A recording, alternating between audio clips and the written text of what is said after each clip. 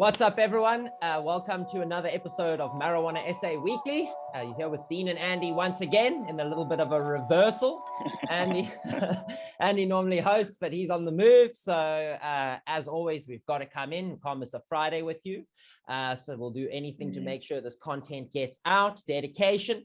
And we're here today to speak about something which is we thought a lot of people would be interested in. Both of us work full-time in the cannabis industry. It's something a lot of people obviously want to get involved in, but is it all glamour and fun and getting stoned, or is there hard work actually? And what are the pros and cons of it? So we thought we'd share some insights today, seeing it's a little bit of a different episode, and still we thought this episode could still bring value. So Andy, what's happening on your side? Yeah, sorry guys, I'm a little bit on the move at the moment. I'm actually in the airport. I'm smiling, but I just got this mask on. I've got to be safe and whatnot.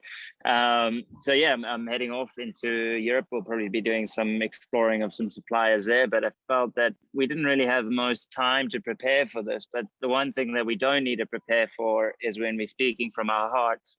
And basically it's the industry, we've come to know it quite well. We've obviously been in it for a couple of years, some number of years as like sort of in the business front.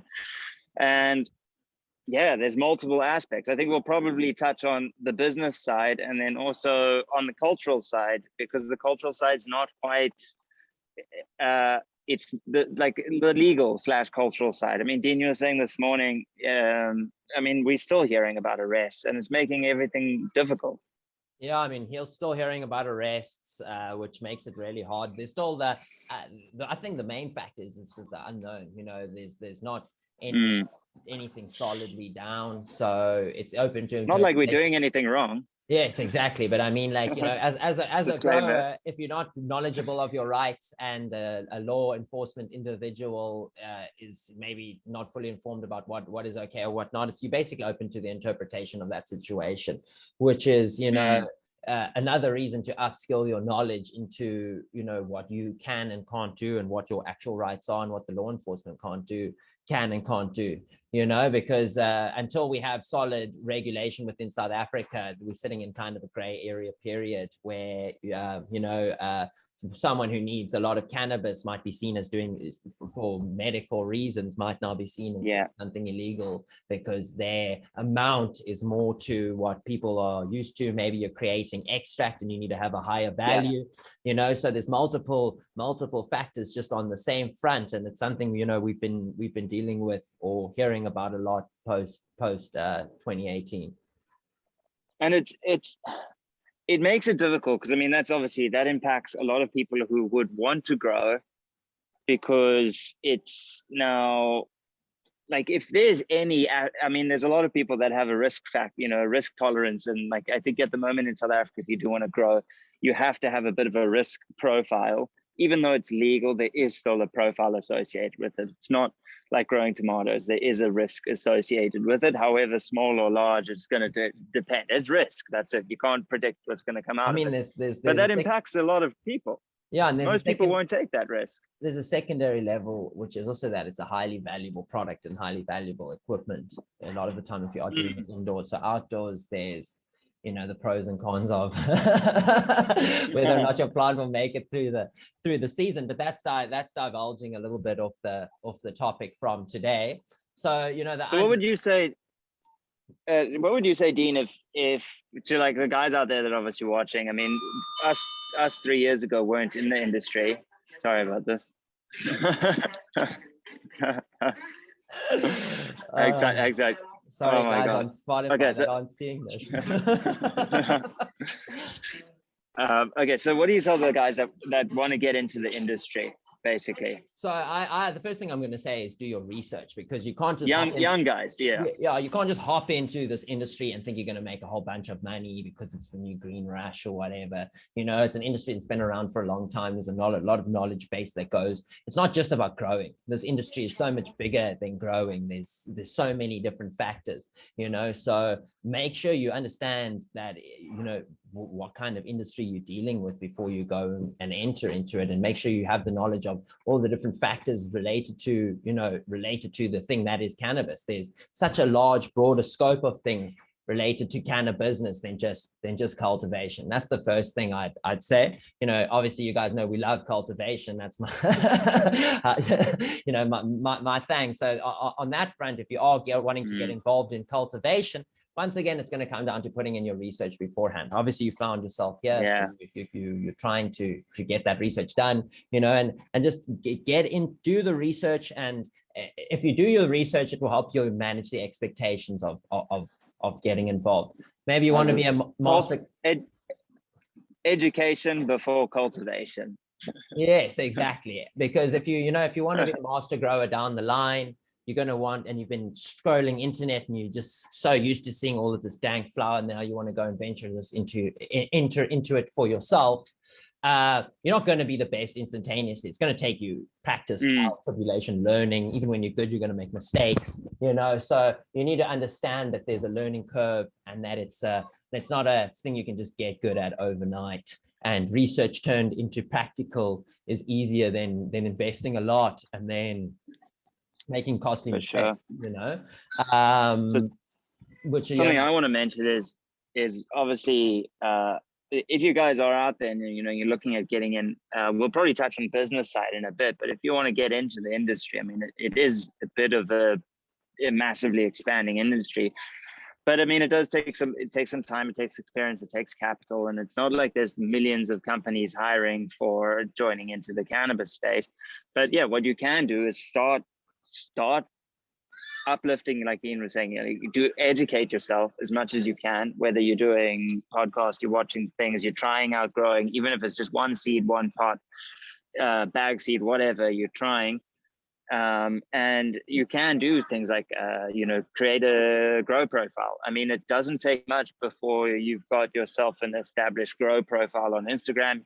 Brands are reaching out, they're giving you grow lights, they're giving you nutrients. There really is angles to get in this without denting the bank account too much. If you've got a passion for it, just go for it, do it, you'll make it. You can start in the outdoor season, start building some sort of content related to it, go through a 7-8 month period. In that time, you've built up such a large base of content that maybe by the winter time you do have access to a following, and then the following, a lot of businesses in the cannabis space have to innovate, so they see the value of people who create content, because that's the kind of one of the main ways that people can showcase the industry, what's happening, brands. It's a highly important factor of the way that the industry is structured, and that's big on the business side as well, because there's we've dealt a lot with the challenges related to marketing and just general business that I haven't seen in an industry outside of it.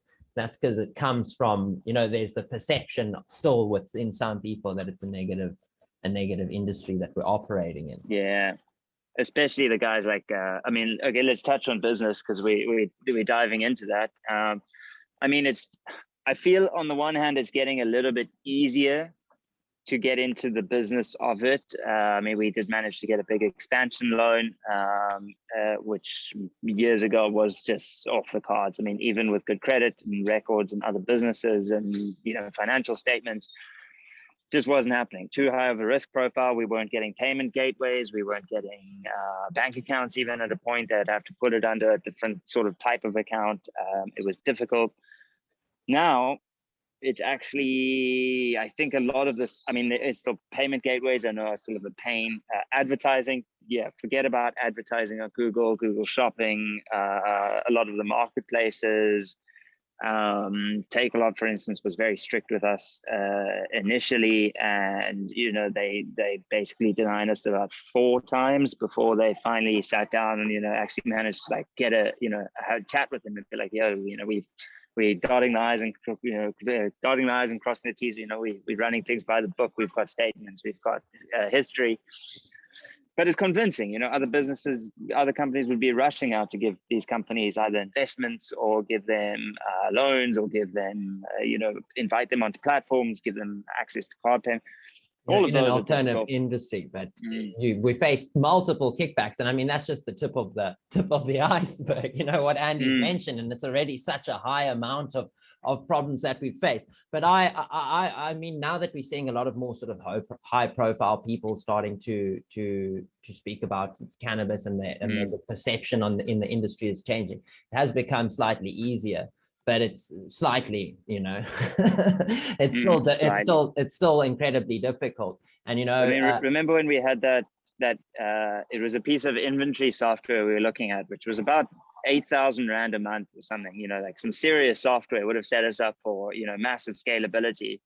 And the director called, and he just said, it was the director's co-director, and he just called and he said, look, our main director won't bite. He's heavily religious, and he saw the name and straight away just said, no, we're not working with them. We could afford it. You know, we needed to invest. You know, it's something that the business direly needed. We found the right product after much trial and error, and we just got told no, and for no other reason than marijuana SA. Literally, just didn't like the name. Wasn't their vibe. So yeah, you know, that's gonna crop up a lot still. Though less and less, that's, you know, makes our life difficult. And I mean, on the marketing front, you've mentioned the amount of paid advertising is hard to you can't really be putting out paid advertising. There's the risk to profiles. You know, we see even see high profile individuals getting reported. I don't know if it's jealousy or whatever. You know, but there's a risk to platform always. So the amount you know, you have to get really creative. So it sounds like there's a lot of negative, which is cool, to everything, but it breeds creativity. This industry, because it's oppressed, it breeds creativity and innovation. And that's what I want to see in a lot of the new guys coming on. You know, if you're thinking about getting into this, think outside the box, put your thought into it, do your research, know that you're entering into something that's going to be a little bit more difficult to break into. And because of that reason, put effort into trying to do something different. Don't just come and do what everyone else is doing. You know, try and do something slightly different that's going to give you an edge on all the competitors that you're going to be facing, because it's highly competitive. It's a big business. You know, cannabis business is billions of dollars globally, and you know, it's a highly professional industry once you break in. And the perception that, you know, it's a bunch of stoners messing around doing fuck all is off. It's out of your mind. It's long gone. It's really not like that. I mean, you're dealing with, on the highest level, it's pharmaceutical corporations down to, you know, home growers, and it all forms into this massive industry that's already operating hard, but it's operating with innovation and differently, I would say, than previous industries that I've been involved in. Couldn't have said it better myself. All righty. Well, on that point, we're going to keep it short today so that Andy doesn't miss his flight. Yeah, I see everyone left me here. So yeah, guys, thanks for watching. I hope we've inspired you to think outside the box. Until next week. Some subs to the links. The email. Don't forget the email. Sub to our email, please.